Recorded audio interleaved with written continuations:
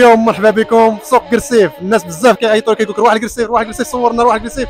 اليوم كتب الله اليوم الثلاث وجينا باش نصوروا لكم السوق ديال قرسيف. ها هو كما كتشوفوا غادي ندخلوا ونسولوا الناس على الاثمنه شحال ساوي الخروف، واش ما احسن توريرت ولا قرسيف ولا البريجه ولا ما احسن. غادي ندخلوا ونشوفوا كيف هذا الشيء. عطيونا جيم وخلينا نمشيو.